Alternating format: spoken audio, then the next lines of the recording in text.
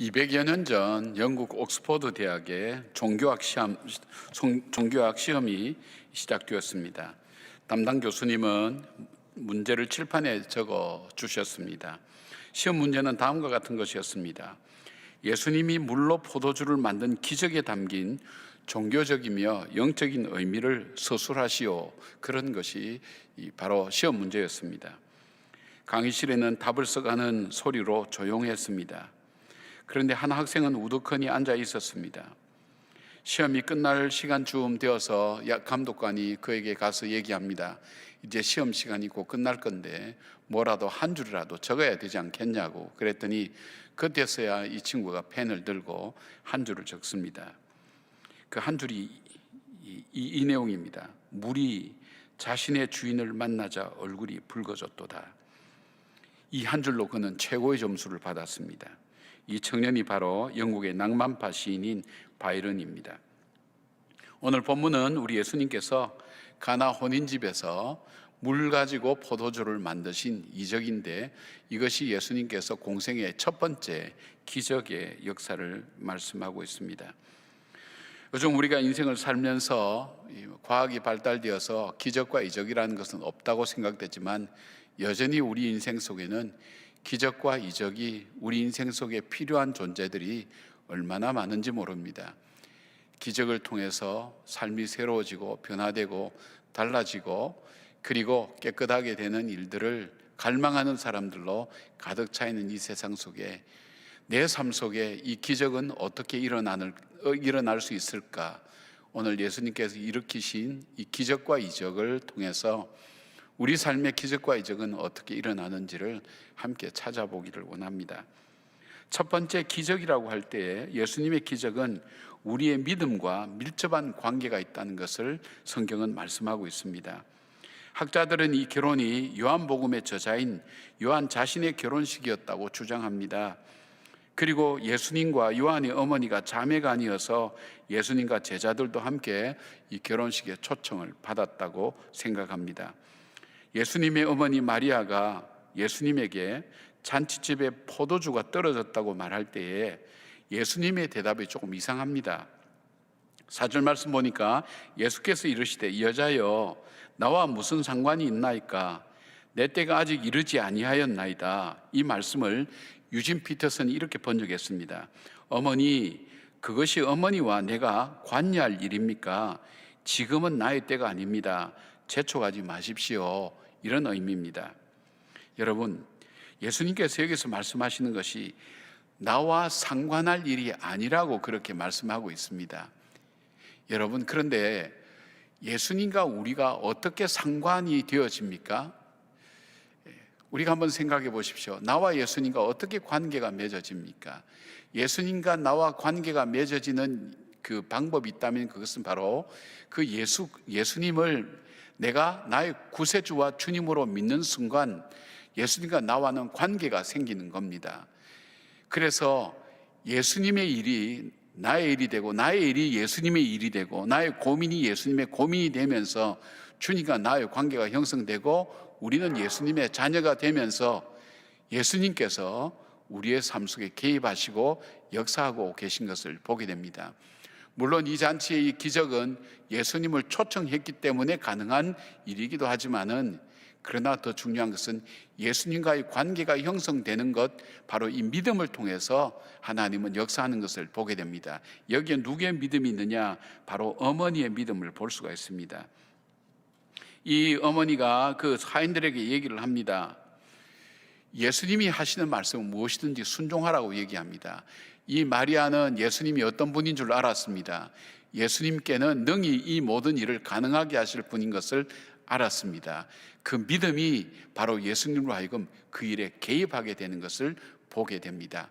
사랑하는 여러분, 우리가 인생을 살아가면서 우리의 삶 속에 하나님의 능력을 더 느끼를 원한다면 우리에게 제일 먼저 찾고 확인하고 우리가 분명히 고백해야 될 것이 있다면 그 예수님이 바로 나의 구세주와 주님이 되신다는 그 고백이 있고, 그 예수님으로 인하여 내 죄가 사함받고 내가 하나님의 자녀가 되고 자녀가 되는 권세를 얻었다고 할 때에 그때부터 예수님께서 우리의 삶 속에 개입하시고 역사하기 시작합니다.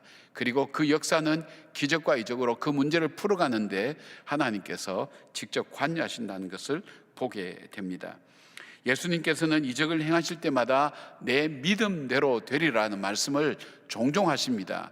그리고 할 수 있거든이 무슨 말이냐, 믿는 자에게는 능치 못함이 없다고 하신 말씀이나, 또 히브리서 11장 6절에 보면 믿음이 없이는 하나님을 기쁘시게 할 수 없나니 하나님께 나가는 자는 하나님이 계신 것과 그가 자기를 찾는 자들에게 상 주시는 이심을 믿어야 할지니라. 바로 이 믿음의 문제를 가지고 예수님은 우리에게 말씀하고 있는 것입니다. 우리에게 아직도 이적이 필요합니까? 우리의 믿음을 제일 먼저 점검하십시오. 우리 인생의 잔치집에 포도주가 떨어져서 우리 인생이 그 잔치집처럼 이렇게 풍성하고 기쁘고 즐거워야 될 그때에 우리 속에 어려움과 환난과 때로는 어려움과 시련이 다가오고 문제가 생기고 오히려 그 잔치가 오히려 그것 때문에 더 큰 어려움으로 이어지는 그 위기 가운데 있을 때에 우리가 해야 될 일이 있다면 그 예수님을 내 삶 속에 개입을 시키는 겁니다. 내 삶 속에 개입시키는 방법은 뭡니까? 믿음입니다. 예수님이 나의 구세주와 주님 되신다는 그 믿음의 고백, 그리고 주님이 나의 삶을 책임지시고 나를 인도하시고 공급하시고 나를 보호하시고 함께 하신다는 사실, 그리고 나를 자녀 삼으시고 나에게 하나님의 자녀가 되는 권세를 주셨다는 그 믿음을 가지고 붙들고 주님의 도움을 요청할 때에 주님은 내 삶에 개입하시고 떨어진 포도주, 더 이상 잔치가 더 이상 될 수 없는 그 상황에서 하나님은 우리에게 개입하셔서 우리의 삶을 더 풍족하게 하는 것을 보고 있다는 사실입니다. 사실 어려움과 힘든 일을 닥칠 때에 바로 그 고백이 우리의 삶을 만들어가는 것을 보게 됩니다. 저는 최근에 여러분이 사랑의 쌀과 헌혈하는 모습을 볼 때 제 믿음이 얼만큼 약하고 부족한 것인가 하는 것을 많이 생각했습니다. 사람들이 어려우니까 힘드니까 이번에는 우리가 쌀도 되지도 않고 헌혈도 되지도 않고 사람들이 마음이 위축되고 코로나에 갇혀서 우리가 살아가기 때문에 아무것도 못할 거라고 생각했는데, 사람이 하는 일이 아니라 하나님께서 각 사람 마음속에 감동을 주시고 변화를 주셔서 하나님께서 행하신 일들을 바라볼 때 우리는 풍족할 때보다 더 많은 일들을 만들어내는 걸 볼 때 이것은 사람이 하는 것이 아니라 하나님이 하시는 것이라는 것을 확신하게 됩니다. 그래서 우리가 해야 될 일이 무엇입니까? 우리에게 진정 기적이 필요합니까? 이적이 필요합니까? 우리 인생에 포도주가 떨어져 가고 있습니까? 바로 주님과의 관계를 회복하기를 바랍니다. 그 주님을 나의 구세주와 주님으로 영접하고 그 주님이 나의 구세주와 주님이 되시는 그 주님이 내 인생 속에 찾아오셔서 내 삶을 구원해 주실 뿐 아니라 내 삶을 인도해 주신다는 그 사실들을 다시 믿고 고백할 때 나의 문제는 더 이상 나의 문제만이 아니라 주님의 문제가 되고 주님이 개입하시고 주님이 역사하시는 문제가 된다는 것을 여러분이 기억하시면서 이 마리아의 이 믿음처럼 이 믿음의 문제, 그래서 주님과 나와 상관이 있게 만들어가는 사람, 그것이 바로 기적을 만들어가는 사람의 삶의 모습인 것을 봅니다. 금년 한 해는 참으로 어려운 한 해가 될 줄로 압니다. 그러나 이 문제가 나만의 문제가 아니라 주님의 문제가 되어서 주님이 여러분 삶 속에 직접 개입하셔서 여러 문제를 풀어가시고 인도해 가시고 공급해 가시는 주의 은혜가 풍성한 그런 한 해가 되기를 바랍니다. 그 다음에 두 번째로 이 기적이 나타나는 두 번째에서 볼 수 있는 것은 믿음에 따른 행위입니다. 믿음에 따르는 모습이 어떻게 나타나느냐 하는 것을 보게 됩니다. 먼저 마리아의 믿음을 볼 수가 있습니다. 마리아의 믿음은 어떻게 나타났습니까? 먼저 자기의 문제를, 그 포도주가 떨어진 문제를 예수님께 갖고 갔다는 사실입니다. 그의 믿음이 어떻게 나타났습니까? 잔치집에 일어난 이 큰일을 알아차리는 사람은 없습니다. 포도주를 나르는 종들밖에는 포도주가 떨어졌다는 걸 아는 사람이 아무도 없었습니다. 그리고 이 문제를 아는 사람이 또 한 사람이 있었는데 그 사람이 바로 마리아였습니다. 이 마리아는 이 포도주가 없이는 이 잔치가 즐겁게 이루어질 수 없다는 위기의식을 가진 사람입니다. 종들은 종들로서 그냥 그렇게 갖고 있지만 정말 이 포도주가 없이는 이 잔치가 잔치답게 되지 못한다는 정말 절박한 위기의식을 가지고 있었습니다. 그렇게 되면 어떻게 할까요? 보통 사람들 같으면 포도주가 떨어졌으니까 포도주 먹지 말고 우리가 다른 걸로 대체하겠다든지 우리가 좀 절제한다든지 뭐 그렇게 하는데, 그렇게 되면 이미 전체 잔치는 분위기가 다 깨어지는 것입니다. 그렇게 호들갑을 떨지 않았습니다. 이 마리아는 이 문제를 가지고 바로 예수님께로 갖고 간 겁니다.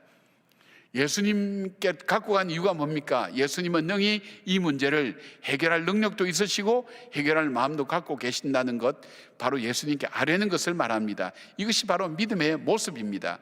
내 문제를 가지고 예수님께 갖고 나가서 예수님께 이 문제를 올려드리는 것, 그것이 바로 믿음에서 나타나는 행위의 모습인 것을 보게 됩니다. 영적인 감각을 가지고 있었다는 것을 보게 됩니다. 우리 믿음의 현장에 예수님이 안 계신다면 무슨 의미가 있겠습니까? 우리 삶 속에 늘 예수님을 초청하고 예수님과 함께 있는 것이 가장 첫 번째로 중요합니다. 그러나 우리가 문제가 생겼을 때 우리에게 중요한 것은 세상의 어떤 일보다도 제일 먼저 이 문제를 풀고 계시고 이 문제를 풀 의사를 갖고 계신 예수님께 내 문제를 갖고 가서 그분께 말씀하시는 것. 너는 부르짖으라. 너는 부르짖으라. 내가 크고 비밀한 일을 내게 부어주리라고, 내가 내게 응답하리라고 약속하신 그 주님의 말씀처럼 내 문제를 가지고 주님 앞에 갖고 나가는 것, 이것 자체가 믿음의 중요한 행위인 것을 보게 됩니다. 두 번째로 볼 수 있는 또 믿음의 또 하나의 모습이 있습니다. 그것은 바로 종들의 순종하는 모습입니다. 행동하는 믿음입니다. 두 가지를 그들이 순종했는데, 첫째는 정결 예식을 행하는 돌 항아리 6에 물을 아기까지 가득 채우라고 예수님께서 말씀합니다. 예수님의 어머니 마리아가 예수님이 시키는 것은 무엇이든지 하라고 했기 때문에 그들은 정결 예식을 행하는 돌 항아리 6에 물을 아기까지 채운다는 것, 글쎄 그것은 순종할 수 있을 수도 있을 거예요. 그러나 이것이 무슨 의미가 있단 말인가? 지금 문제는 포도주가 없어서 문제인데, 포도주와 이 정결 예식을 행하는 이 허드렛 물을 쓰는 바로 이 항아리에 이 아기까지 물을 채운다는 것이 어떤 의미가 있는가? 여러분, 그런데 이건 결과적인 문제인데, 그들이 채운 만큼 포도주가 된 것을 보게 됩니다. 만약 반만 채웠다면 반만 포도주가 되었을 것입니다. 아기까지 채웠기 때문에 그는 아기까지 포도주가 된 것을 봅니다. 아기까지 다 채웠습니다. 그리고 그들은 순종했습니다. 이것은 먹을 물이 아니라 깨끗하기 위해서 씻는 물이었습니다. 종들은 이 항아리에 든 물이 무엇에서 있는지 잘 알았습니다. 포도주와 이 물은 아무 상관도 없고 특히 먹을 물도 아니고, 그리고 아무것도 묻지 않고 순종했습니다. 중요한 것은 하나님께서, 주님께서 말씀하실 때 이 종들은 아무런 반론도 제기하지 않았습니다. 하인이니까 그들은 당연히 순종하겠다 생각하지만 그들도 사람입니다. 느낌이 있습니다. 우리가 이렇게 한다고 해서 이 일이 될 것인가 하는 그 생각을 합니다. 이것보다 더 순종하기 어려운 게 있습니다. 그건 뭐냐면 이 물을 연회장에 갖다 주라는 것입니다. 여러분, 이 하인들이지만 연회장에 갖다 주면 무슨 일이 일어납니까? 이 허드렛 물 항아리에서 이 물을 떠가지고 왔다고, 이것이 포도주라고 얘기할 때 그들에게 일어날 일이라고 하는 것은 뻔히 아는 사실입니다. 아주 재미있는 이런 얘기가 있습니다.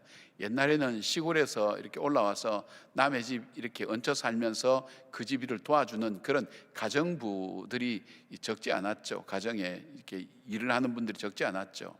아주 시골에서 올라온 분이 있었습니다. 오늘 올라온 지 얼마 안 되는데 이 준집 아저씨는 술을 먹고 밤늦게 와서 시원한 물을 떠오라고 얘기합니다. 시원한 물을 떠다 드렸어요. 나중에 알고 보니까 어디서 시원한 물을 떠다 줬냐면 이 보통 그 화장실에 있는 그 물을 떠다 준 거예요. 왜요? 보니까 꼭 이게 지금 옹달새처럼 생겼거든요. 그러니까 그 물을 떠다 준 거예요. 나중에 알게 된 거예요. 지금 이 상황하고 비슷한 겁니다. 이 허드렛 물, 이 항아리 여기에서 물을 떠다서 연회장에 그 손님들에게 준다고 얘기할 때 여러분, 이게 말이 되는 일입니까? 그러나 그들은 아무 말하지 않았습니다. 하나님께서 우리에게 보시기를 원하는 것이 있습니다. 이 문제를 가지고 너가 어떻게 하는지 한번 두고 보자. 그리고 내가 시키는 말에 너가 정말 순종하느냐. 하나님의 말씀, 이 성경에서는 하나님의 역사가 이루어질 때 반드시 두 가지 조건이 나타나고 있는데, 기도와 간구와 그리고 하나님의 말씀 앞에 순종하는 것이 언제나 나타나는 것을 보고 있다는 것입니다. 아무 상관이 없는 기도의 항아리, 찬송의 항아리, 봉사의 항아리, 직분의 항아리, 감사의 항아리, 예물의 항아리, 물질의 항아리, 섬김의 항아리를 채우라고 합니다. 아무 우리의 일과 문제가 없어요. 포도주와 상관이 없어요. 그런데 하나님은 허들에 물이라 할지라도 바로 이 아기까지 6개의 돌 항아리에 물을 채우라고 얘기합니다. 이해하지가 못하죠. 이해가 안 되죠. 그렇지만 하나님은 채우라고 얘기합니다. 순종합니다. 그것을 떠다 주라고 얘기합니다. 여러분, 주님께서 물이 없어서, 포도주가 없어서 그렇게 했습니까?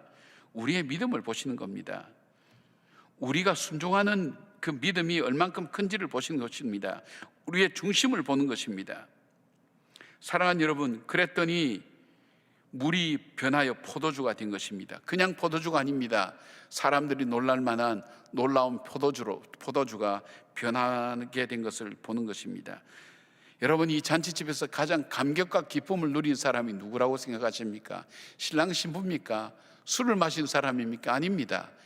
물이 변하여 포도주 된 이 놀라운 하나님의 행하신 일들을 본 바로 이 종들이야말로 이 잔치집에서 가장 큰 감격과 기쁨과 놀람을 경험한 사람이 되었다는 것을 보게 됩니다.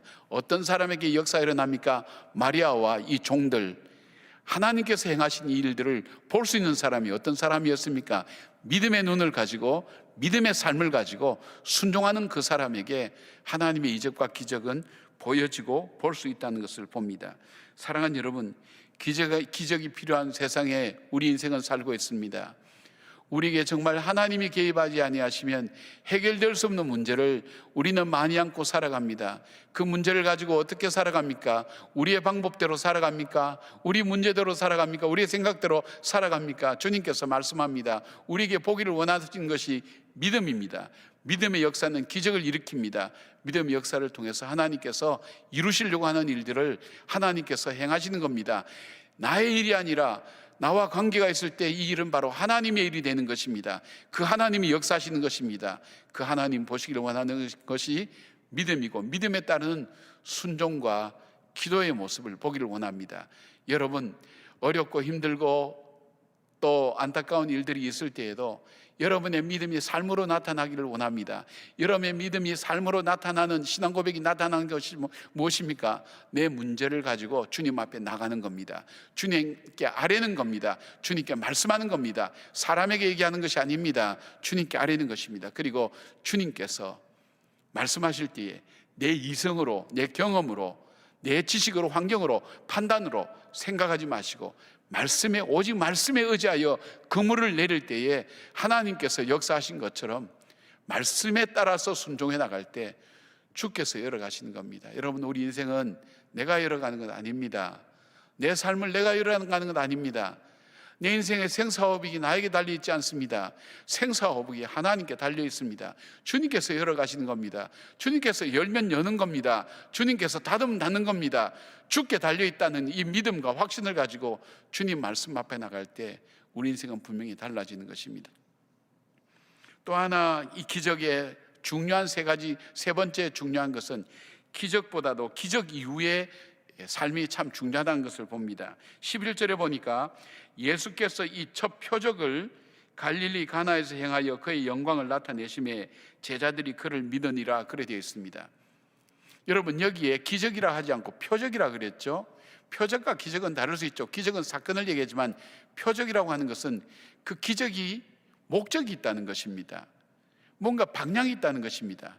쉽게 말씀드리면 예수님께서 이 잔치집에 포도주가 떨어져서 잔치집이 엉망이 될 것 같으니까 잔치집에 체면을 세워주기 위해서 포도주를 만들어 줬다는 것, 만들어 드렸다는 것, 이것 자체가 기적일까요?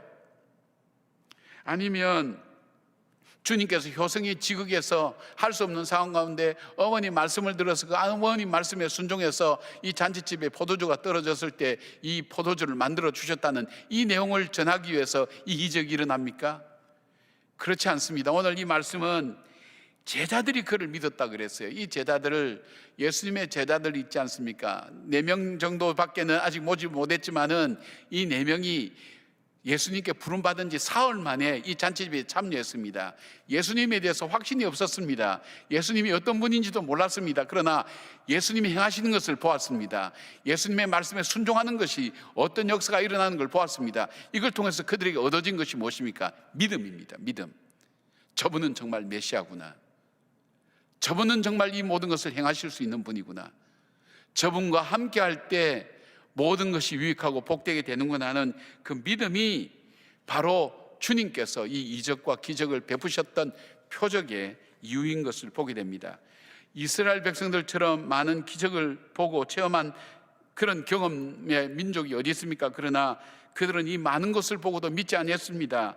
오히려 주님을 십자가에 못 박는 어리석은 인생이 된 것을 보게 됩니다. 주님께서 마가복음 6장에 보면 오병이어의 사건을 기록하고 계십니다.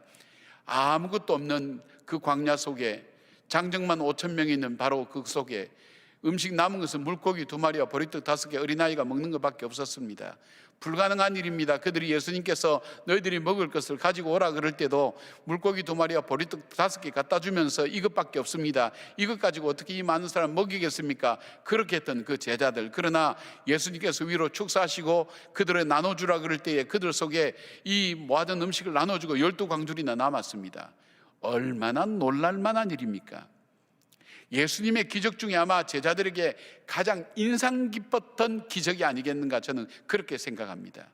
가난하고 어려웠던 그 시대에 경제적인 문제에 눌려있고 살아가는 그들 속에 정말 이 빵의 문제를 해결해 주는 예수님, 그것도 광야라는 곳에서 굶주린 백성에게 풍족하게 주시고 남게 하신 이 예수님이야말로 정말 이 땅의 메시아가 될 수 있고 이 역사의 주인이 될 수 있다는 사실을 그들은 확신했을 것입니다. 얼마나 마음에 기쁨이 있었겠습니까?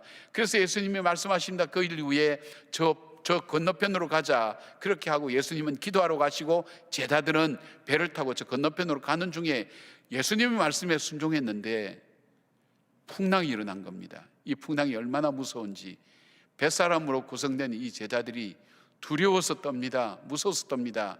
예수님이 무리를 걸어오실 때 유령이라고 그들이 허상을 보기도 하고 헛소리를 하기도 합니다. 얼만큼 무섭고 공포와 두려움이 몰아치고 바다와 바람이 몰아치고 그리고 태풍이 몰아치고 배가 흔들리고 요동치면서 그들이 얼마나 두려웠겠습니까? 그런데 이 사건에 대해서 바로 이 마가복음 6장 52절에 이렇게 결론을 내립니다. 이는 그들이 그 떡 떼시던 일을 깨닫지 못하고 도리어 그 마음이 둔하여졌음이라. 없는 데서 있게 하시는 그 하나님, 능히 물고기 2마리와 보리떡 5개로 5천 명을 먹이셨던 그 능력의 하나님, 불가능이 없으신 그 하나님, 그 하나님이 우리와 함께 계신다는 것, 그 하나님 우리의 하나님이라는 사실, 그 믿음이 풍랑 앞에서는 전혀 나타나지 않았던 거예요.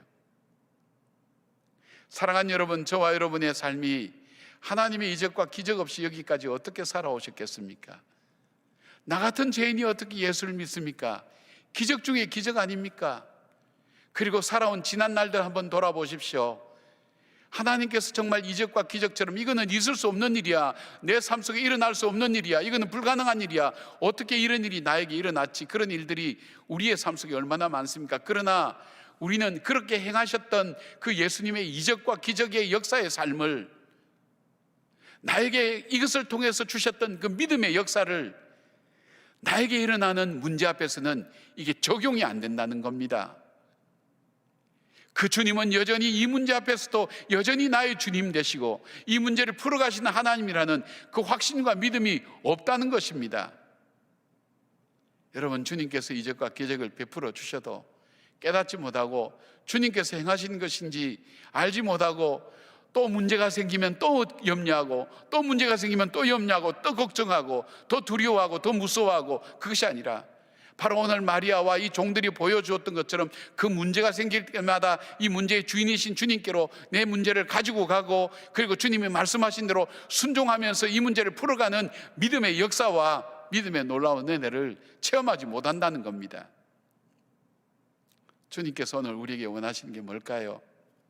주님은 우리의 문제를 푸는 것에 초점이 있지 않습니다. 주님의 초점은 나에게 있습니다.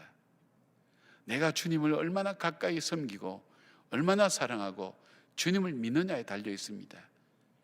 우리의 이 사건을 통해서 주님을 더 가까이 만나게 만들고, 어려움을 통해서 주님을 더 의지하게 만들고, 낙심을 통해서 진짜 희망이 주님께 있다는 것만 알게 하시는 것, 바로 그런 일들을 통해서 우리의 삶을 인도해 가신 주님이라면, 여러분, 오늘 여러분이 만난 일 앞에 두려워하거나 무서워할 것이 아니라 바로 이 믿음이 필요한 겁니다. 어떤 믿음입니까? 주님께서 나의 구세주와 주님이 되신다는 믿음, 나는 하나님의 자녀라는 믿음. 그 믿음이 나의 문제만 아니라 예수님이 개입하신다는 겁니다. 하나님이 함께 하신 겁니다. 여러분은 여러분 자녀 문제에 개입 안 합니까? 꼭 도와달라고 얘기해야 그리 갑니까? 자녀들이 어려움을 바라볼 때 부모의 입장에서 가만히 구경만 합니까? 네가 도와달라 그러면 내가 도와주고 안 그러면 내가 도와주지도 않는다. 그런 부모는 아마 없을 겁니다. 그 자녀의 어려움을 알고 부모가 더 많이 관심 갖고 더 많이 다가갑니다. 그 부모에게 그 문제를 이야기할 수 있고 맡길 수 있는 그 믿음, 그리고 능히 이전에 함께 하시는 그 하나님은 지금 이 문제 앞에서 여전히 능력 있고 권세 있는 하나님이라는 사실을 믿는 그 믿음. 제자들은 지금 믿었지만 또 실패합니다. 그것이 결국 십자가에서 예수님 앞에서 도망가는 바로 가장 불행한 일을 그는 맞이하게 됩니다. 믿음 없는 사람이 되어지는 것을 보게 됩니다. 그러나 주님은 그런 믿음을 살리셔서 그들로 하여금 하나님 역사에 귀하고 존귀한 백성으로 만드신 것을 보게 됩니다. 바로 우리를 그렇게 만들어 가시기를 원한다는 것입니다. 우리에게 이적과 기적은 있습니다. 하나님이 만들어 가시는 것, 그 일을 위해서 나의 일로만 만들지 마시고 나의 일을 주님 일로 만드십시오. 주님께서 개입하신 일로 만드십시오. 주님께서 나보다 더 답답한 일로 만드십시오. 그것이 바로 우리의 믿음입니다. 그리고 주님의 말씀대로 순종할 때 주님 책임져 가신 것을 보게 됩니다. 어떤 분이 한 마을을 지날 때에 마루에 앉아있는 할아버지가 계속 무엇인가 노래를 부르는 겁니다. 노래 내용을 들어보니까 별 가사도 없고 별 내용도 없고 아무 의미도 없는 것 같은데 이 할아버지가 계속 노래를 부르는 겁니다. 그래서 찾아갔습니다. 할아버지 노래를 들어보니까 이거는 뭐 옛날 노래도 아니고 무슨 곡조가 있는 것도 아니고 유명한 곡도 아닌데 무슨 노래를 그렇게 부르시냐고. 그랬더니 이 할아버지 그럽니다. 내 아내가 시각장애인인데 내 목소리가 들리지 않으면 불안해해서 내가 지금 무슨 노래든지 계속 흥얼거리고 부르면서 그 아내에게 내가 가까이 있다는 걸 알려주고 있다고 그렇게 얘기했다고 합니다. 그렇습니다, 여러분. 우리는 주님이 보이지 않으면 두렵습니다. 주님의 음성이 들리지 않으면 우리는 무섭습니다. 그러게 주님은 오늘도 말씀하고 계십니다. 나에게 말씀하고 계십니다. 우리가 듣지 못해서 그렇지, 보지 못해서 그렇지, 주님은 오늘 내 앞에 계시고 나의 간구하는 소리를 들으시고 나와 함께 동행하신 분이라는 것을 믿음의 눈을 떠서 보시길 바랍니다. 주님께서 오늘도 말씀하십니다. 요한계시록 3장 20절에는 이렇게 말씀합니다. 볼지어다 내가 문 밖에 서서 두드리노니 누구든지 내 음성을 듣고 문을 열면 내가 그에게로 들어가 그로 더불어 먹고 그는 나로 더불어 먹으리라. 주님께서 두드리는 그 문을, 마음의 문을 여시고 믿음의 문을 여시고 바로 이 2021년 이 새해에는 주님과 함께 동행하며 주님과 함께 기적의 역사와 삶을 만들어가는 믿음의 사람 되시기를 주의 이름으로 축원합니다. 아멘. 기도하겠습니다. 자비하신 하나님, 고맙고 감사합니다. 잔치집에 포도주가 없으면 어떤 즐거움이 있을 수 있겠습니까? 그것을 알아차린 마리아처럼 우리에게 영적인 민감함이 있게 하셔서 우리 속에 있어야 될 것이 없을 때 얼마나 위기가 어려움인가 하는 것을 아는 영적인 감각과 은혜를 먼저 베풀어 주시길 원합니다. 그 문제를 해결할 수 없는 곳에, 해결할 수 없는 환경 속에 맡기는 것이 아니라 해결할 주님께로 가지고 오는 그 믿음을 저희들에게 주시고 이 종들처럼 순종하여서 주께 믿음으로 나가는 저희들 될 수 있도록 도와주시기를 원합니다. 가장 큰 어려움의 한중간에 있습니다. 주님, 이 문제가 나의 문제만 아니라 주님의 문제로 만들어가는 지혜로운 주의 자녀들 되게 하시고, 영적인 주의 자녀들 되게 하시고, 주님을 다시 믿는 그 믿음의 확신을 통해서 나의 문제가 아니라 주님의 문제로 만들어가게 하시고, 주님이 개입하시고 역사하시고 풀어가시는 문제가 될 수 있도록 하나님 우리에게 믿음을 다하여 주시옵소서. 믿음에 따르는 순종과 행위를 허락해 주시고, 주님께서 역사하시는 주의 음성을 들을 수 있게 하시고, 주님께서 우리 앞서가시는 주님을 볼 수 있는 저희들 될 수 있도록 도와주시옵소서. 주께서 우리를 담대하게 세워가실 걸 믿으며 우리 주 예수 그리스도의 이름으로 기도드리옵나이다. 아멘.